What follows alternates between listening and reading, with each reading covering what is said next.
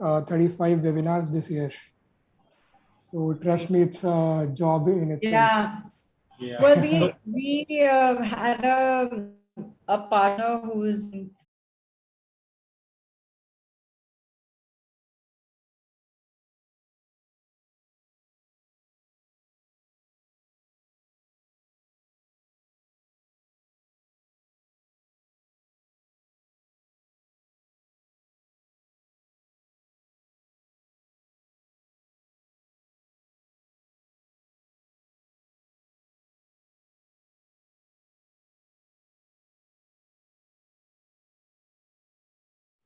Sure. Hi, I welcome you all to the panel discussion on how to organize a film festival, where we discuss the culture of film festivals, presence, importance, and what it takes to organize one. We at CAFF attempt to create a free space for everyone who has any interest in films. This session was one of my personal favorites because it kind of looked a very meta thing to have a discussion within a film festival about organizing a film festival. And I thought you guys were the perfect people to have on the discussion. So coming to that, I'll introduce you all. So Sapna is a pioneer in entrepreneur. She founded the hair salon Mad Award 16 years ago in Bombay. Sapna is best known as producer, writer of her award-winning documentary Hindustan, now streaming on Amazon Prime. She is the founder and organizer of Wench film festivals. Praveen, who was supposed to be in the discussion, wasn't able to join us due to some personal emergency. However, Kunal is an innovative and performance-driven entrepreneur with a deep passion for technology and business. Kunal is a postgraduate in management and a trained film professional from NFTS and a trained he's program director of India Film Institute. He is founder of Diorama Film Festival. So I welcome you all to the panel discussion. And first of all, I'm very interested to know how did it happen? Because for me personally, I'm very much into the film study stuff and organizing a film festival. So how did this happen? How did you both realize that let's do a film festival? Opening Okay, it to so you. whom shall we start with? Oh, Sapna, please. Go, Kunal, you go. See, every film festival is different, and every film festival starts with an objective. So our objective of starting Diorama International Film Festival in Delhi was to transplant a film industry in Delhi. Because if you see these days, a lot of filmmakers in Mumbai are from North India, not just from Delhi, from Chandigarh, Haryana, UP, and most of these stories are based in Uttar Pradesh, Punjab, Haryana. Most of these actors are from here. So why everybody has to go to Bombay for all the facilities which they can get in Delhi? So this is our objective of starting this film festival, so that we are able to make a difference and we are able to transplant some of the part of film industry from Mumbai to Delhi.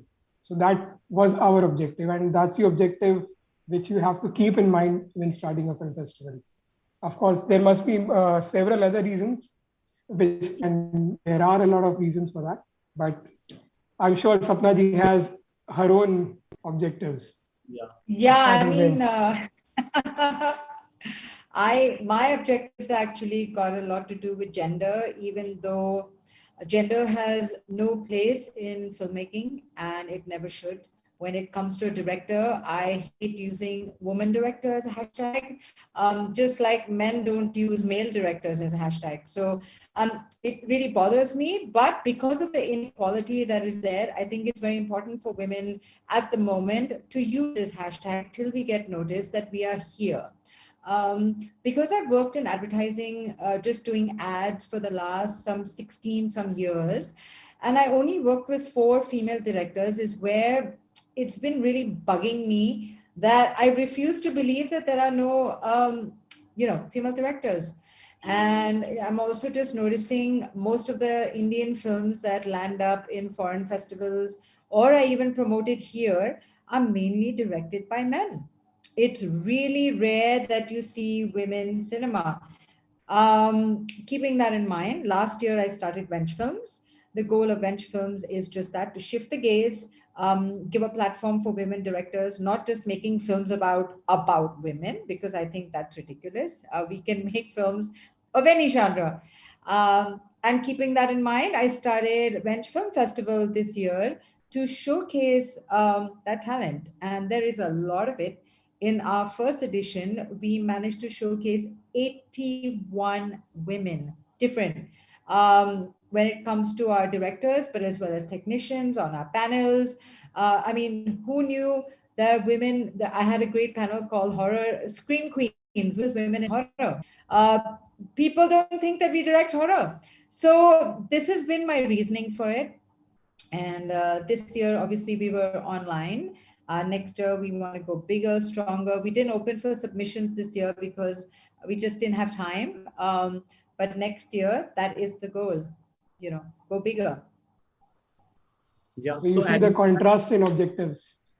Exactly. We were yesterday having just the same discussion about the lack of women in the industry.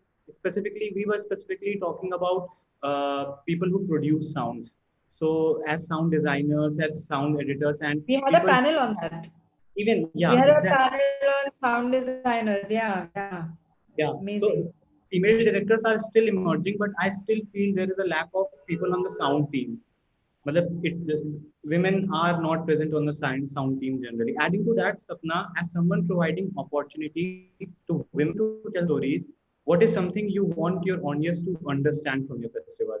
What you want the audience to take? I think that first, the audience is not women. Just because we're showcasing women directors, this becomes a thing. Oh, it's only for women. No, it's not. I mean, there are men and women who watch films directed by men. So when it comes to showcasing women cinema, I think that the audience is everyone in general. We have now this year, in our first year, we have tied up with some fabulous people. One of them was Stuttgart Film Festival, which is a great festival that happens in Stuttgart, Germany. It's an Indian festival. And they gave us 5 free passes to give to women directors. So that's gone. We're working with Praveen's next festival, which is on CultureCinema, which is also fabulous. And now what we're doing is we've tied up with South Asian Film Market. Because the point is, if we don't get funding, how are we going to make films? I mean, I can't even begin to tell you. I have seen this happen. I'll get a beginner 20-year-old guy. He will get funding for his film more than a woman who has probably directed a film and has a big problem getting funding. Yeah. So I thought that why not empower women at that stage? Funding, that's where it's at, right? So South Asian Film Market has been fabulous to tie up with us, and we're going to be curating 10 to 20 scripts and sending them off, and hoping that they get picked up and they get funded. I mean, I think that's the best I can do, is give you a place. After that, obviously, I can't curate you into a festival. But the thing is, at the moment, we have like 4 or 5 gatekeepers of the Indian Film Festival to the world. We need to break that. Because there's only a certain kind of film that's going out. The same directors are getting a chance every time their film comes out. They're like a guaranteed in the film circuit internationally. We need to break that, and women are not even just given a chance. So I think that just making that opportunity available for you is the first step. And that's where I'm at. I always started baby steps. So that's our baby step. Yeah. So coming to funding, you talked about funding, and by organizing this festival, I've realized on very big scale that how important funding is. We had to crowdfund this festival, and we have IFI Kunal on board with us. He helped us organizing the festival. So Kunal, I would like to ask you, Matlab, you are providing a great stage to people to organize film festivals by helping them with the directors, workshop, and many things. What's the agenda behind that? Why FI? Why IFI? How is it helping? See, IFI was set up in 2005 as a trust because it was started by Mr. Kunal Srivastava, who is my father, and Mr. Shaibal Chatterjee. He's a national award-winning film critic. So it was started, as a moment to, help filmmakers get funding, get support, and also to lobby with the government with a lot of reasons. And there are a lot of reasons for that. There in 2005, there was no film body as such who can lobby with the government and bring in some new laws. into place. I'll just give you a small example. There is a need for pension in film industry. There are a lot of cinematographers, sound designers, and a lot of people in the film industry working. Once they get old, I mean 55, 60 years of age, they retire. But in film industry, what happens, you get paid by the day. And if you're not working, you don't get paid. If you don't get work for, let's say, 3 months at a stretch, you don't get paid. If you are not, maybe you are not healthy enough, or maybe you have just totally retired, you have no source of income. So there is a need for pension in the industry, wherein we are lobbying with the government, because government, charges a lot of tax from film industry in terms of entertainment tax and many GST, but government is not giving back to film industry, and government doesn't recognize film industry as an industry. It comes under media and entertainment, just like gaming and every other thing. So that's what we are realizing, and that's what we are pushing forward to make to help government realize that this is an industry in itself. It needs a whole taxation system, and it needs pension system of its own. uh, this is just one point. Another point is the software exports. Film is a software. It should come under software exports. When softwares can get subsidy from the government, why can't films get it? Because we export a lot of software outside. So there are a lot of arguments which are there in the film industry. And of course, you have to be a professional. You have to be in the film industry, and you have to understand everything to lobby with the government and just bring all these changes to the industry. So that's why IFI was set up. Another goal was train the young filmmakers and all. Right now, if you just ask anybody, any young filmmaker, not a filmmaker, if you just ask any youngster, what do you want to become, film industry, his answer will be either an actor or a director. But what if we say that a makeup artist, or a good makeup artist can make 25,000 rupees a day, which an MBA in India isn't making in a month. So there are a lot of lucrative opportunities. There are art department, there is fashion department, there is makeup, there is hair, there is a lot of departments in the film industry which people don't know about. So they only know there is direction, there is acting, there is cinematography, and you know how much cinematographers charge these days. So this is all about imparting education to youngsters so that they can decide what to do, and they can decide. Let's say a person is an artist, he must know that yes, there is art direction also. He can work in the film industry and still be an artist. So there are a lot of things. I'm sure Sapna ji is also into styling and all, and I mean, I don't know much about her and how she came into the industry, but I'm sure she No, actually, the was problem also. in India. No, I'm saying the problem in India is the reason why people don't know of these other jobs is because there are no awards for hair.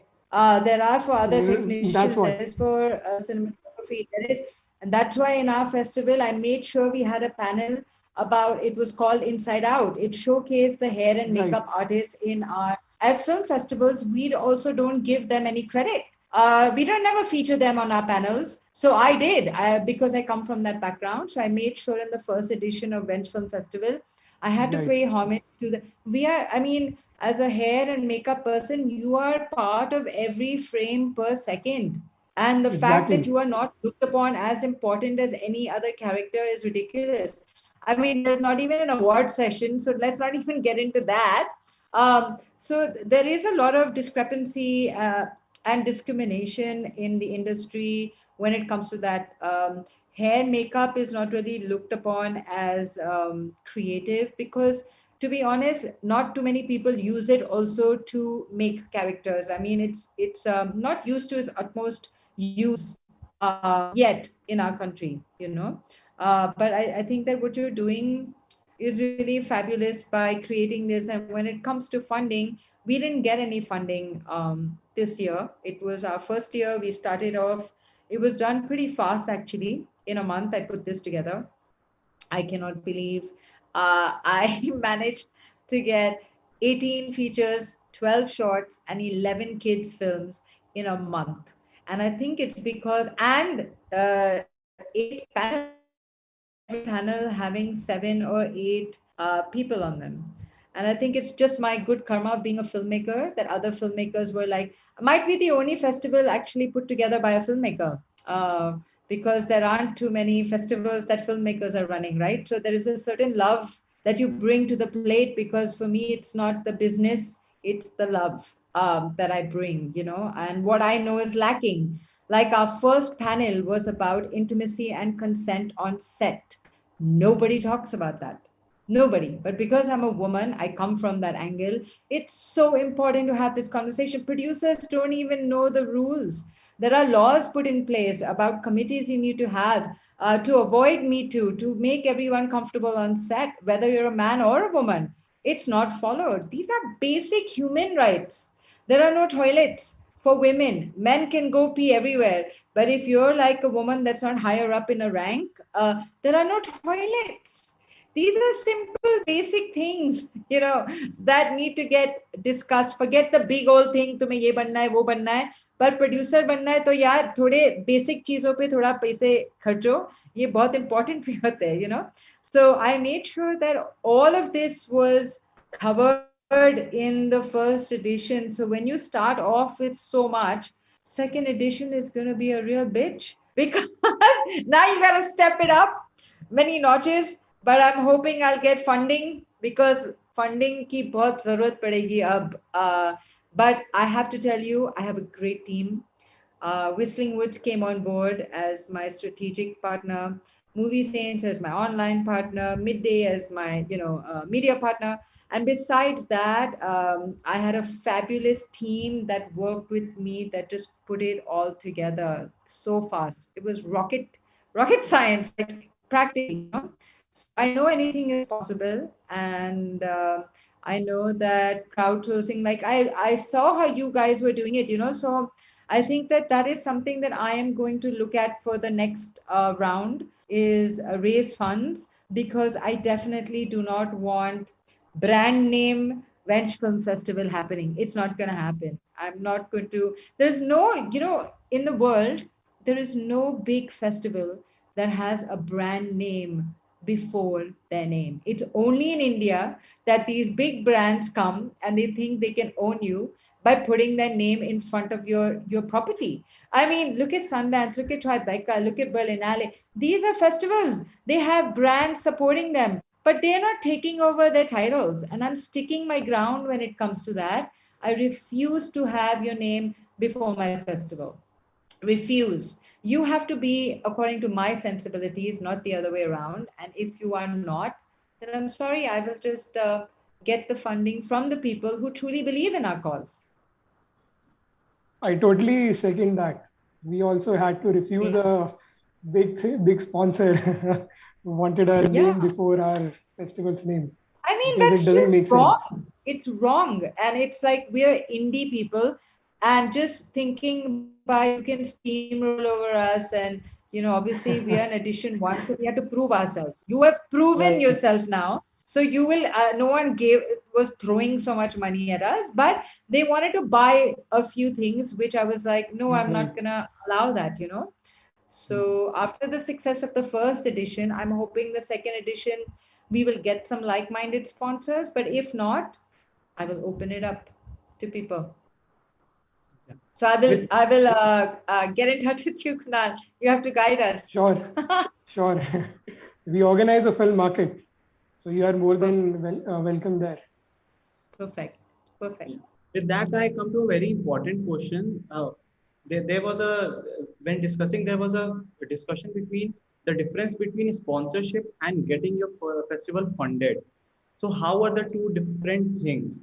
I think, Kunal, you will be a great fit to answer this. What is the difference between sponsoring your festival and getting your festival funded? What are the ways of getting let's dive into the economics of the festival first. Why funding is important, why sponsorship is important. Because it's an event, funding is sponsorship. Because nobody funds an event. It's all sponsored. Again, as Sapna ji said, we have to be very like-minded with the brand. Because brand is expecting something out of us and we are also expecting something out of the brand. If we talk about the economics, let's say if you have to screen a film in an auditorium, first you have to hire an auditorium. You have to make a team. You have to pay to the team. You have to, do the programming. There is a lot of expenditure in programming. You have to do marketing. You have to do social media. There are a lot of on-ground activities. There are printing exercises. उसको सजाने का काम होता है. बहुत सारी चीजें होती हैं एक फेस्टिवल में. Yeah.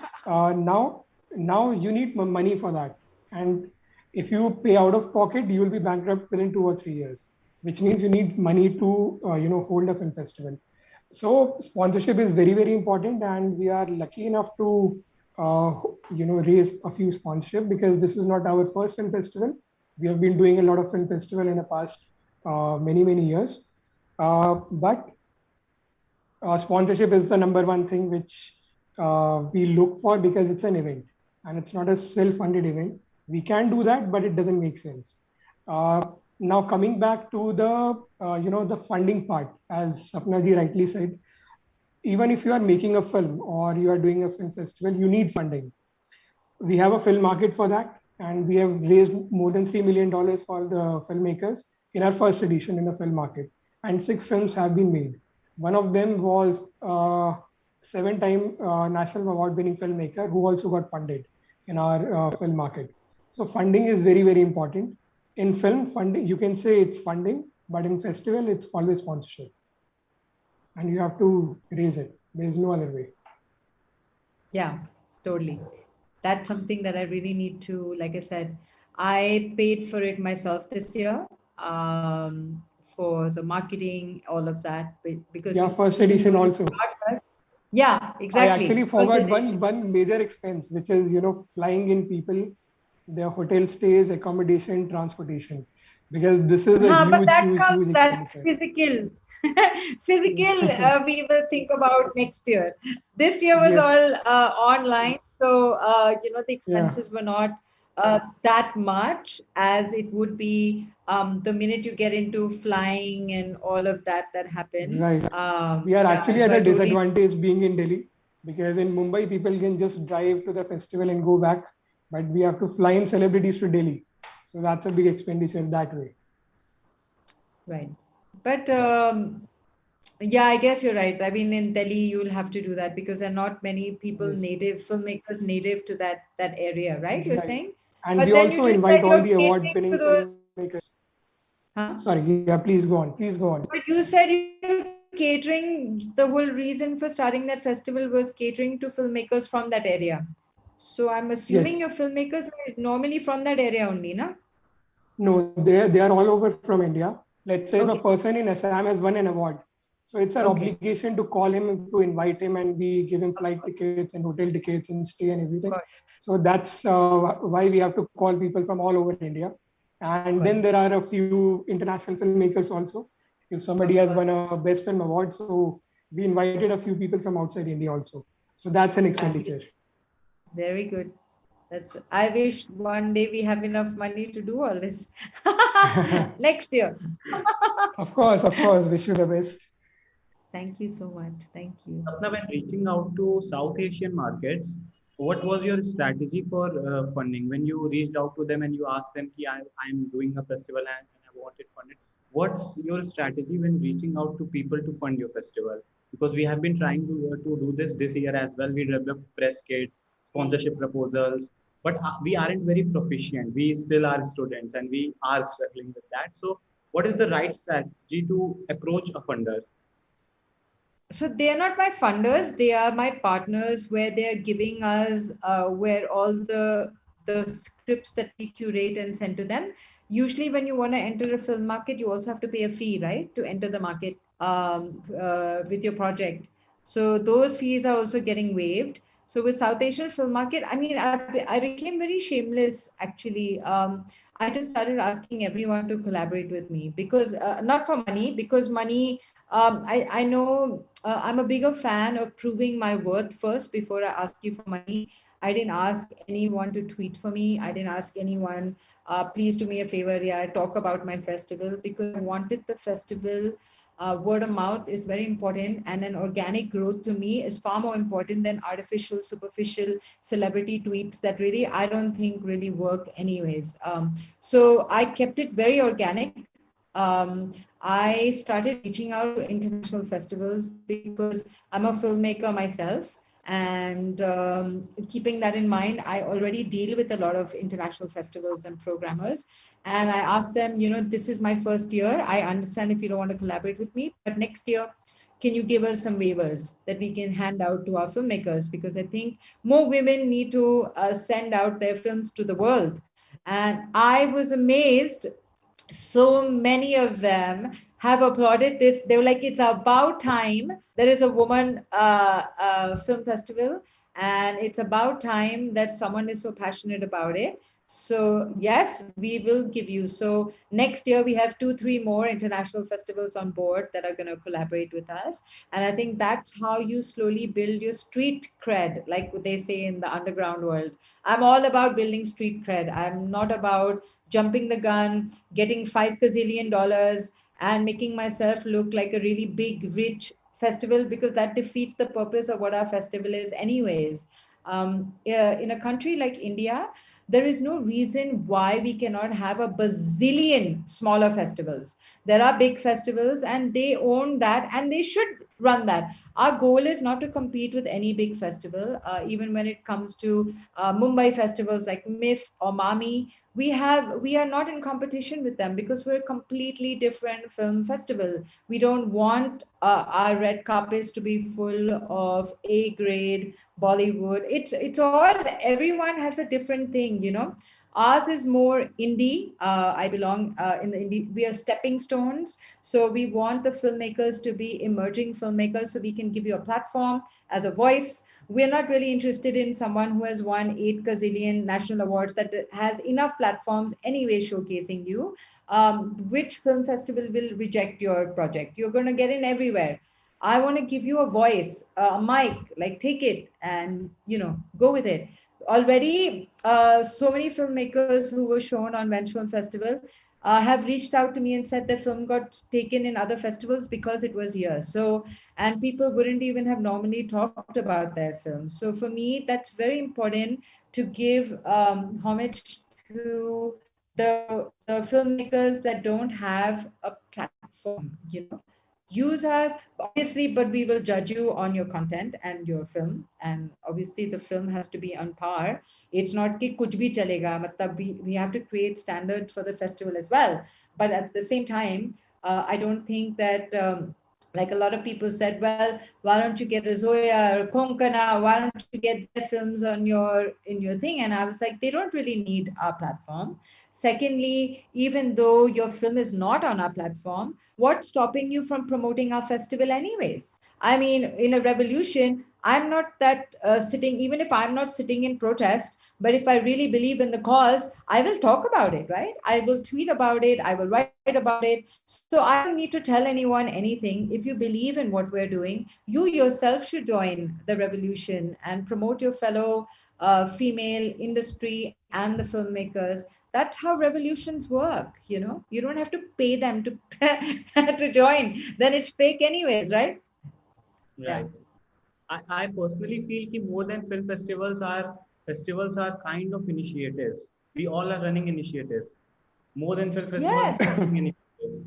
it's a That startup. was the first point of ours, because every film festival has an objective, and Yeah. you do everything around that objective. It's a startup. It pretty much is a startup. I don't think it anything short of that. And the goal, I mean, in my head, because I always think of some goal that you should have, but you have to start somewhere at baby steps. But I mean, I'm thinking in the next 5 years, I mean, I definitely want to include education with our partners, which is Whistling Woods. This is why I love education. I think it's so important. Even knowledge is everything. Whether you want to use it or not, that's up to you. But knowing what other filmmakers are doing is so important. Then what you want to do with that knowledge is really up to you. So I think having that Whistling Wood as our partner is really fabulous for me, because I see a lot of things to do in the next few years. But mainly, my goal is maybe in the next 5 years to start our own platform and to become distribution for the women. And so come from funding to distribution and have a solution for everything, but for women. And it's wonderful because now I have men writing in asking, can I submit my script? I don't have a woman writer, but maybe a producer I can get. You know what I mean? So it's great that men are feeling that, because women have been trying to do the same for so long, you know. So I feel the goal is fabulous. All of our goals are fabulous. Anything that you do with a great intention is always fabulous. Because we are in the indie space, it will take longer.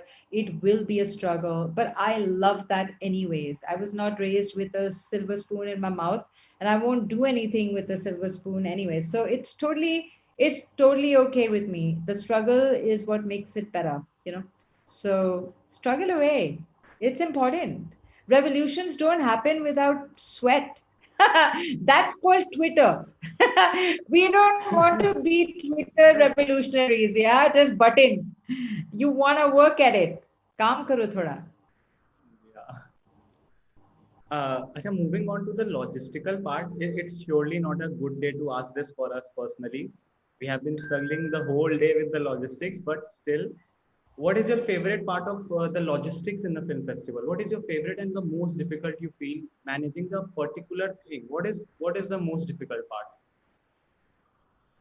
for both of you? Starting with me. Okay, I'll Yeah, yeah. start. Sure. So the main thing is that film should run, because a lot of films come in DCP and there are a lot of KDMs involved. So sound check, prior screening, getting 2 or 3 KDMs just to check the film, and have we got the screener on time? Not the screener, the DCP on time. If somebody is sending the DCP from outside, it may get stuck in custom. So it's your duty to write letters to custom and inform filmmakers what to write on the package. So that's the hardest part, because if a film doesn't reach you before the festival and it reaches you on the day of the festival, it's surely you have to drop a screening. And dropping a screening in a film festival is not considered very, very good. So that's the Complete. most important part of logistics, which you can, if you are a new festival, there are a lot of things you can get away with, but not with the film screenings, because it's a film festival. Yeah. We didn't really have a physical one. We had planned one in the Whistling Woods Auditorium for our opening film, but because of COVID, we decided to just can it and not take a chance this year at all. So our logistics haven't reached to that level yet. I think but even uploading all the films to get it online, right? It's a lot, and we didn't have just like 10 films. We had quite a lot of films in such a short time. But like I said, it's teamwork.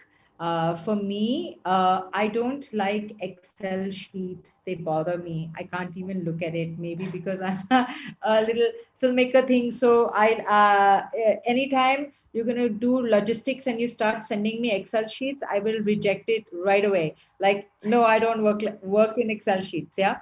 So for me, Ria and DJ, DJ is our strategist, and Ria is the programming, and they are so sweet because they made sure everything was in non-Excel sheets sent to me, so I can just read it Word document mein jo aaram se, where I can read and tell you what. But I think the logistics of getting every single filmmaker to send their films, their materials that go with the film, because we have a separate page online. We have to they created a separate page that takes a lot of time, but we did it in 4 days. That's insane. Like, it's insane work, but I love it. So I would say there is no logistic I do not like. I love everything about this festival land, I think. And I can't wait for next year already. I'm very excited. Also, when it comes to as a filmmaker, I think, I've just finished my feature, and in I think on the 15th of April, in a few days, it's going to be in the film market at Vision de Real. I love that film festival. It's in Switzerland, and so my new feature film also starts its journey in the film market. So let's see how that goes. But I feel like uh, if I wasn't a filmmaker, I don't know that I would run a film festival. I don't believe in titles also. I think hierarchy is obscene in corporates and anywhere. So even at our film festival, everyone is chief wench, and that's it. And then the department you handle. There is no senior, junior. There is no one who is like a big deal and someone who's just starting out. I think that when you treat everyone with equal respect, logistics, what? Everything just becomes easy right there because the mindset is equal, you know? So, This is a very, very modern term, and a lot of new companies are working on this model only. There shouldn't be any hierarchy. Everyone is a single team. That's how everybody shares responsibility, and everybody is responsible equally for everything. This is what we also believe in. yeah, I And mean, she it's, rightly said, this is what motivates people. This is what yeah. motivates team. Like even when I started Madawat in 2004, my hair salon, every single person was a CCO, Chief Cutting Officer, or a Chief Cleaning Officer. So everyone was a CCO. And that was now 2004. So I think that was 17 years ago now. And that philosophy really works. We worked as a family. Most of us were together for 16 years before I shut it down last year. So I feel like this is something I really believe in, and egos just flare up all over the place because people are so interested in just the title and not the work. And I feel the minute you take the title out, everyone just works together. That's how filmmaking is, right? And the essence of it, filmmaking is that it's a together thing. Yeah. So working as a team in festival is very important. You need to rely on people. You have to Yes. trust people because you cannot do everything yourself. You have to Oh, trust people. So that is how the festival works. And I think we have discussed a lot. And I would like to open this now to the live audience, and we'll see what questions we have received. okay. So it is. What do our audiences really want film festival to be? What does it mean to be a communal gathering? The area, the community which we want to create as a filmmaker or film festivals organizers. So what do you think our take is on organizing a film festival as a communal gathering? See, a film festival is not only about filmmakers. As I said earlier, it's also about fashion students, animation students, sound students, makeup artists, and all. Because every profession has a space, every background has a space in filmmaking. So when we talk about the community, it's not just filmmaker, but it's across. Even graphic designers, anybody who is into creative field, it can be a fit in filmmaking.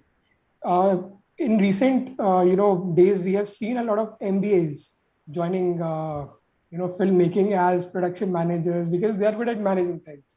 So they don't necessarily need the what filmmaking is, but they are good at managing things. So just like any other industry, there are a lot of things, and it's kind of a place where which invites anybody in. So there is something for everyone in this. So there is no specific, people who should be a part of this community. Yeah, I guess. Also, Sapna, you last year was started this Wench Film Festival. What was your strategy to get crowd for the festival? For example, how for the when for example, Diorama has been running for a long time, and now No, they we have just done 2 editions.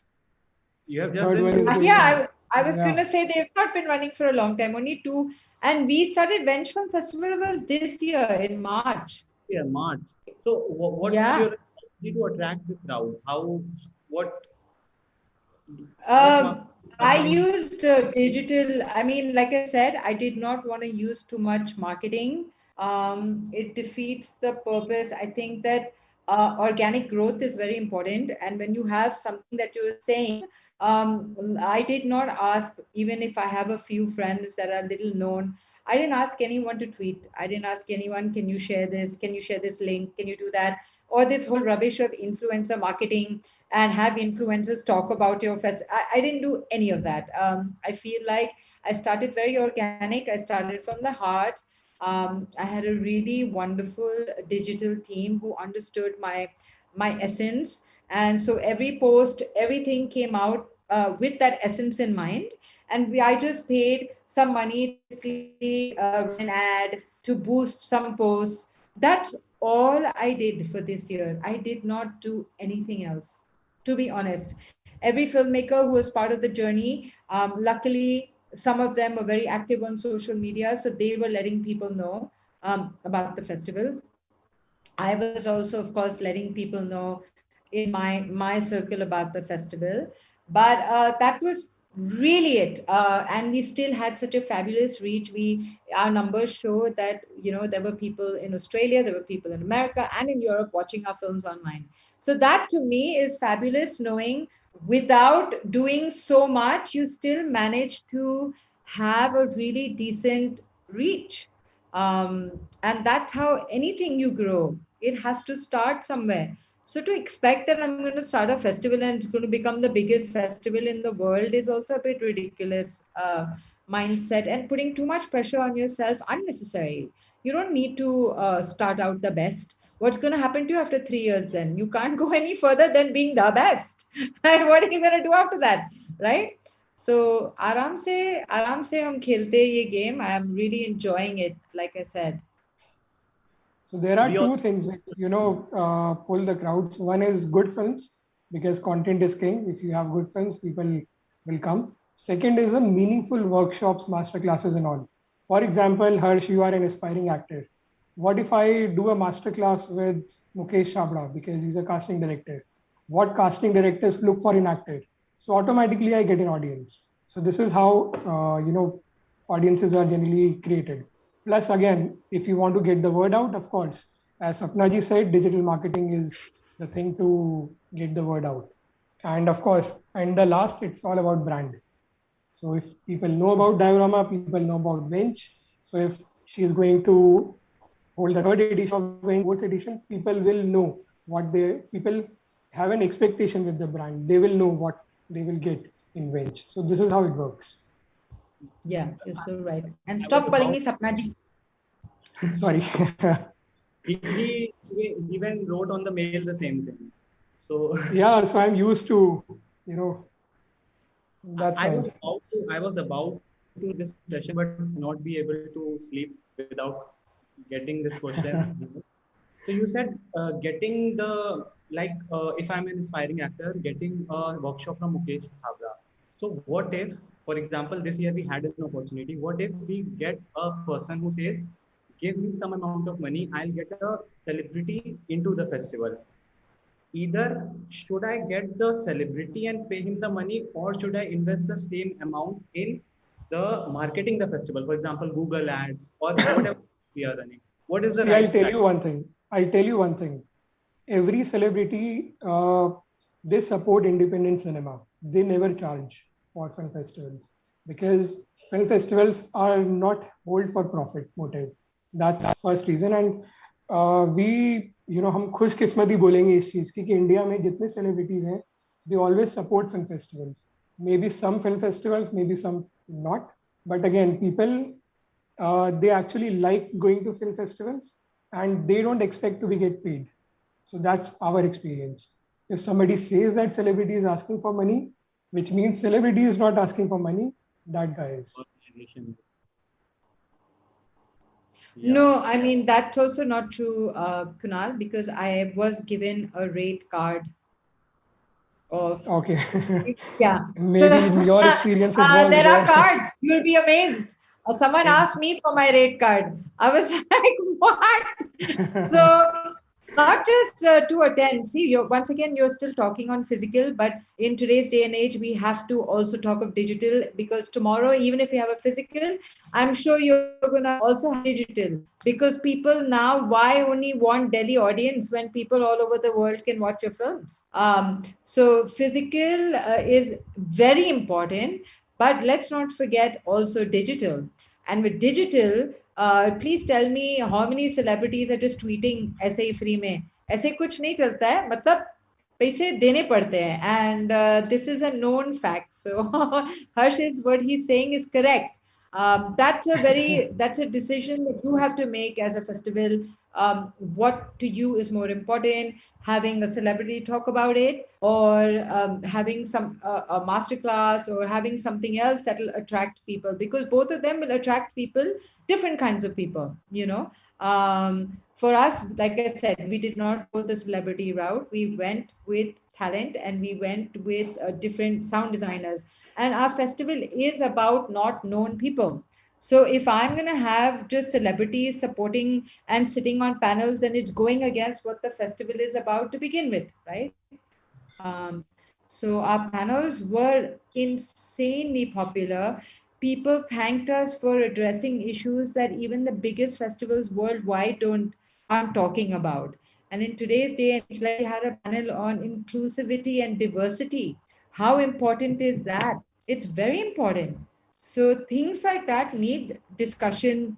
And all our discussion were with people who come from LGBTQ backgrounds, because that's the inclusivity you're talking about also, having them on your team, and which is lacking in the commercial space mainly.